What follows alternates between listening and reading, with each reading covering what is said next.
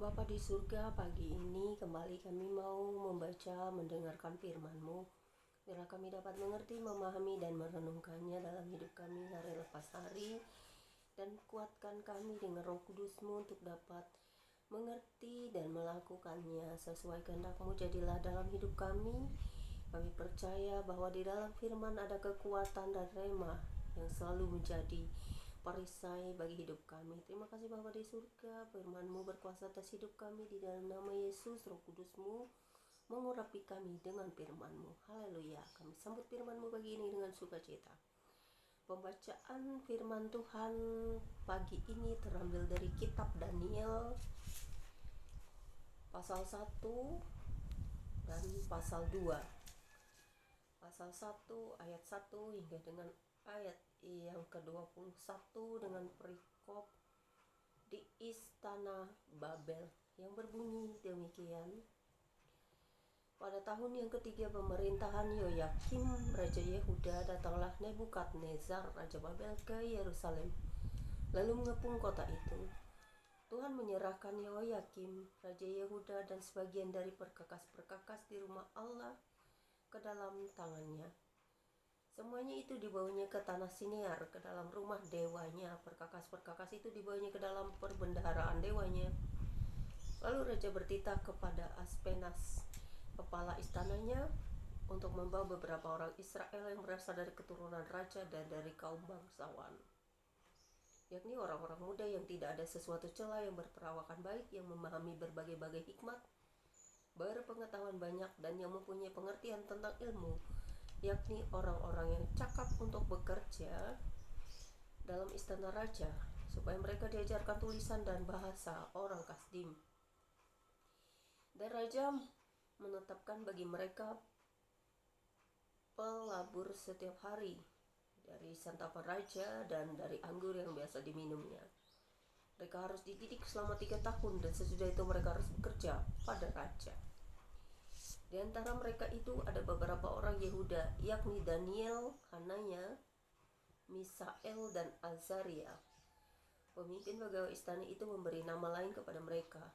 Daniel dinamainya Belzazar, Hananya dinamainya Sadrah, Misael dinamainya Mesah, dan Azaria dinamainya Abednego. Daniel berketetapan untuk tidak menajiskan dirinya dengan santapan raja dan dengan anggur yang biasa diminum raja. Dimintanyalah kepada pemimpin pegawai istana itu supaya ia tak usah menajiskan dirinya. Maka Elohim mengaruniakan kepada Daniel kasih dan sayang dari pemimpin pegawai istana itu. Tetapi berkatalah pemimpin pegawai istana itu kepada Daniel, "Aku takut kalau Tuanku Raja yang telah menetapkan makanan dan minumanmu berpendapat bahwa kamu kelihatan kurang sehat daripada orang-orang muda lainnya sebaya dengan kamu, sehingga karena kamu aku dianggap bersalah oleh raja." Kemudian berkatalah Daniel kepada penjenang yang telah diangkat oleh pemimpin pegawai istana untuk mengawasi Daniel, Hanaya, Misael, dan Azaria, "Adakah percobaan dengan hamba-hambamu ini selama 10 hari, dan biarlah kami Adakahlah percobaan dengan hamba-hambamu ini selama 10 hari, dan biarlah kami diberikan sayur untuk dimakan dan air untuk diminum. Sesudah itu bandingkanlah perawakan kami dengan perawakan orang-orang muda yang makan dari santapan raja. Kemudian lakukanlah hamba-hambamu ini sesuai dengan pendapatmu." Didengarkannya permintaan mereka itu, lalu diadakanlah percobaan dengan mereka selama 10 hari. Setelah lewat 10 hari, ternyata perawakan mereka lebih baik, dan mereka kelihatan lebih gemuk daripada semua orang muda yang telah makan dari santapan raja. Kemudian penjenang itu selalu mengambil makanan mereka dan anggur yang harus mereka minum, lalu memberikan sayur kepada mereka. Kepada keempat orang muda itu, Elohim memberikan pengetahuan dan kepandaian tentang berbagai-bagai tulisan dan hikmat. Sedang Daniel juga mempunyai pengertian tentang berbagai-bagai penglihatan dan mimpi. Setelah lewat waktu yang ditetapkan raja bahwa mereka sekalian harus dibawa menghadap, maka dibawalah mereka oleh pemimpin pegawai istana itu ke hadapan Nebukadnezar.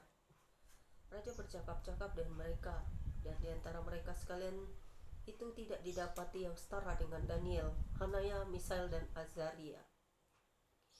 Maka bekerjalah mereka itu pada raja dalam tiap-tiap hal yang memerlukan kebijaksanaan dan pengertian. Yang ditanyakan raja kepada mereka, didapatinya bahwa mereka 10 kali lebih cerdas daripada semua orang berilmu dan semua ahli jampi di seluruh kerajaannya. Daniel ada di sana sampai tahun pertama pemerintahan Kores. Kemudian Daniel pasal 2 ayat 1 hingga dengan ayat yang ke-49 dengan perikop mimpi Nebukadnezar yang berbunyi demikian. Pada tahun yang kedua pemerintahan Nebukadnezar, bermimpilah Nebukadnezar, karena itu hatinya gelisah dan ia tidak dapat tidur. Lalu raja menyuruh memanggil orang-orang berilmu, ahli jampi, ahli sihir, dan para kasdim untuk menerangkan kepadanya tentang mimpinya itu. Maka datanglah mereka dan berdiri di hadapan raja, Kata raja kepada mereka, "Aku bermimpi dan hatiku gelisah karena ingin mengetahui mimpi itu." Lalu berkatalah para kasdim itu kepada raja dalam bahasa Aram, "Ya raja, kekallah hidupmu, ceritakanlah kepada hamba-hambamu mimpi itu, maka kami akan memberitahukan maksudnya." Tetapi raja menjawab para kasdim itu, "Aku telah mengambil keputusan, yakni jika kamu tidak memberitahukan kepadaku mimpi itu dengan maknanya, maka kamu akan dipenggal-penggal dan rumah-rumahmu akan dirobohkan menjadi timbunan puing. Tetapi jika kamu dapat memberitahukan mimpi itu dengan maknanya, maka kamu akan menerima hadiah, pemberian-pemberian dan kehormatan yang besar daripadaku. Oleh sebab itu, beritahukanlah kepadaku mimpi itu dengan maknanya." Mereka menjawab pula, "Silakan tuanku raja menceritakan mimpi itu kepada hamba-hambanya ini, maka kami akan memberitahukan maknanya." Jawab raja, "Aku tahu benar-benar bahwa kamu mencoba mengulur-ulur waktu karena kamu melihat bahwa aku telah mengambil keputusan. Yakni jika kamu tidak dapat memberitahukan kepadaku mimpi itu, maka kamu akan kena hukuman yang sama, dan aku tahu bahwa kamu telah bermufakat untuk mengatakan kepadaku hal-hal yang bohong dan busuk sampai keadaan berubah. Oleh sebab itu, ceritakanlah kepadaku mimpi itu supaya aku tahu bahwa kamu dapat memberitahukan maknanya juga kepadaku." Para kasdim itu menjawab raja, "Tidak ada seorang pun di muka bumi yang dapat memberitahukan apa yang diminta tuanku raja, dan tidak pernah seorang raja bagaimanapun agungnya dan besar kuasanya telah meminta hal demikian dari seorang berilmu atau seorang ahli jampi atau seorang kasdim. Apa yang diminta tuanku raja adalah terlalu berat, dan tidak ada seorang pun yang dapat memberitahukannya kepada tuanku raja selain dari dewa-dewa yang tidak berdiam di antara manusia." Maka raja menjadi sangat geram dan murka karena hal itu. Lalu dititahkannya lah untuk melenyapkan semua orang bijaksana di Babel. Ketika titah dikeluarkan supaya orang-orang bijaksana dibunuh, maka Daniel dan teman-temannya pun terancam akan dibunuh. Lalu berkatalah Daniel dengan cerdik dan bijaksana kepada Arioch, pemimpin pengawal raja yang telah pergi untuk membunuh orang-orang bijaksana di Babel itu. Katanya kepada Arioch, pembesar raja itu, Mengapa titah yang begitu keras ini dikeluarkan oleh raja?" Lalu Arioch memberitahukan hal itu kepada Daniel. Maka Daniel menghadap raja dan meminta kepadanya supaya diberi waktu untuk memberitahukan makna itu kepada raja. Kemudian pulanglah Daniel dan memberitahukan hal itu kepada Hanaya, Misael, dan Azaria teman-temannya, dengan maksud supaya mereka memohon kasih sayang kepada Elohim semesta langit mengenai rahasia itu, supaya Daniel dan teman-temannya jangan dilenyapkan bersama orang-orang bijaksana yang lain di Babel. Maka rahasia itu disingkapkan kepada Daniel dalam suatu penglihatan malam. Lalu Daniel memuji Elohim semesta langit. Berkatalah Daniel, "Terpujilah nama Elohim dari selama-lamanya sampai selama-lamanya. Sebab Daripada dialah hikmat dan kekuatan. Dia mengubah saat dan waktu. Dia memecat raja dan mengangkat raja. Dia memberi hikmat pada orang bijaksana dan pengetahuan kepada orang yang berpengertian. Dialah yang menyingkapkan hal-hal yang tidak terduga dan yang tersembunyi. Dia tahu apa yang ada di dalam gelap dan terang ada padanya. Ya Elohim, nenek moyangku, kupuji dan kemuliakan Engkau. Dan kumuliakan Engkau, sebab Engkau mengaruniakan kepadaku hikmat dan kekuatan, dan telah memberitahukan kepadaku sekarang apa yang kami mohon kepadamu. Engkau telah memberitahukan kepada kami hal yang dipersoalkan raja. Sebab itu pergilah Daniel kepada Arioch yang telah ditugaskan raja untuk melenyapkan orang-orang bijaksana di Babel. Maka pergilah ia serta berkata kepadanya demikian, orang-orang bijaksana di Babel itu jangan kau lenyapkan. Bawalah aku menghadap raja, maka aku akan memberitahukan kepada raja makna itu. Arioch segera membawa Daniel menghadap raja serta berkata kepada raja demikian, aku telah mendapat seorang dari antara orang-orang buangan dari Yehuda yang dapat memberitahukan makna itu kepada raja. Bertanyalah raja kepada Daniel yang namanya Belzazar, sanggupkah engkau memberitahukan kepadaku mimpi yang telah kulihat itu dengan maknanya juga? Daniel menjawab katanya kepada raja, rahasia yang ditanyakan tuanku raja tidaklah dapat diberitahukan kepada raja oleh orang bijaksana, ahli jampi, orang berilmu, atau ahli nujum. Tetapi di sorga ada Elohim yang menyingkapkan rahasia-rahasia. Ia telah memberitahukan kepada tuanku Raja Nebukadnezar apa yang akan terjadi pada hari-hari yang akan datang. Mimpi dan penglihatan yang tuanku lihat di tempat tidur ialah ini. Sedang tuanku ada di tempat tidur, ya tuanku Raja, timbul pada tuanku pikiran-pikiran tentang apa yang akan terjadi di kemudian hari, dan dia yang menyingkapkan rahasia-rahasia telah memberitahukan kepada tuanku apa yang akan terjadi. Adapun aku, kepadaku telah disingkapkan rahasia itu, bukan karena hikmat yang mungkin ada padaku melebihi hikmat semua orang yang hidup, tetapi supaya maknanya diberitahukan pada tuanku raja, dan supaya tuanku mengenal pikiran-pikiran tuanku. Ya raja, tuanku melihat suatu penglihatan, yakni sebuah patung yang amat besar.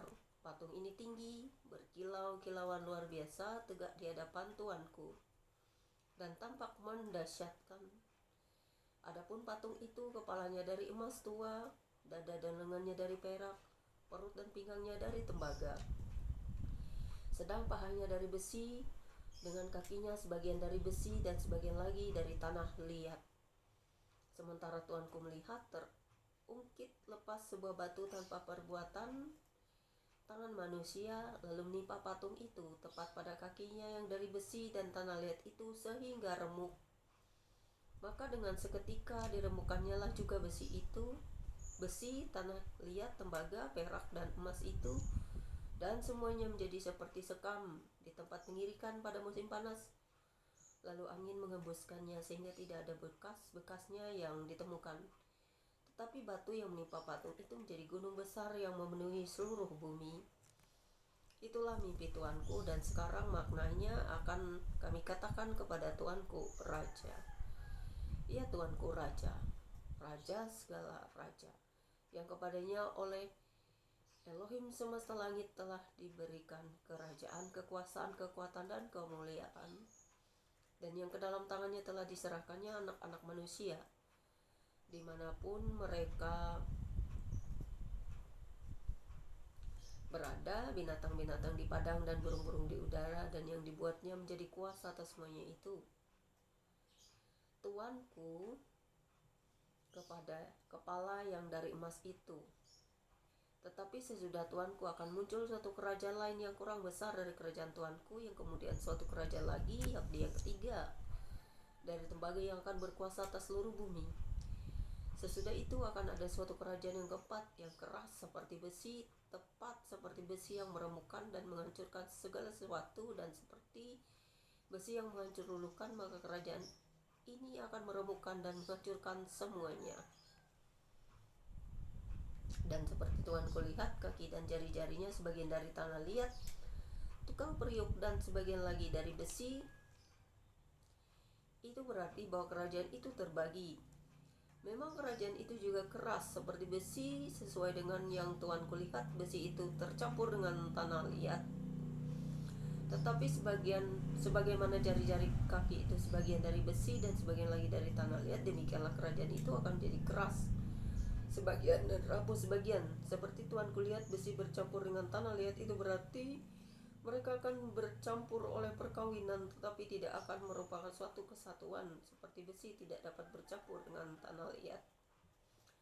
Tetapi pada zaman raja-raja, Elohim semesta langit akan mendirikan suatu kerajaan yang tidak akan binasa sampai selama-lamanya, dan kekuasaan tidak akan beralih lagi kepada bangsa lain. Kerajaan itu akan meremukkan segala kerajaan dan menghabisinya, tetapi kerajaan itu sendiri akan tetap untuk selama-lamanya. Tepat seperti yang Tuhan kulihat, bahwa tanpa perbuatan tangan manusia sebuah batu terungkit lepas dari gunung dan meremukkan besi, tembaga, tanah liat, perak, dan emas itu. Elohim yang maha besar telah memberitahukan kepada Tuanku Raja apa yang akan terjadi di kemudian hari. Mimpi itu adalah benar dan maknanya dapat dipercayai. Lalu sujudlah Raja Nebukadnezar serta menyembah Daniel.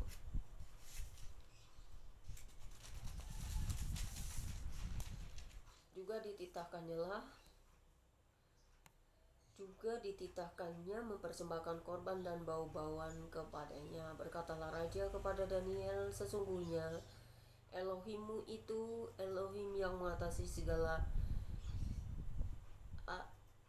Allah dan yang berkuasa atas segala raja dan yang menyingkapkan rahasia-rahasia. Sebab engkau telah dapat menyingkapkan rahasia itu. Lalu raja memuliakan Daniel, dianugerahinya dengan banyak pemberian yang besar, dan dibuatnya dia menjadi penguasa atas seluruh wilayah Babel dan jadi kepala semua orang bijaksana di Babel. Atas permintaan Daniel, raja menyerahkan pemerintahan wilayah Babel itu kepada Sadrah, Mesah, dan Abednego, sedang Daniel sendiri tinggal di istana raja. Terima kasih Tuhan buat firman-Mu pagi ini. Dasar memang apa yang kami dengar, biar kami dapat mengerti, memahami, merenungkannya. Terpujilah Engkau Elohim yang agung, Allah yang perkasa, Tuhan Maha Pencipta langit dan bumi, dan yang mengetahui segala sesuatu tanpa ada yang tersembunyi di hadapan-Mu. Terima kasih, biarlah firman-Mu akan selalu menjadi rhema dalam kehidupan kami. Amin.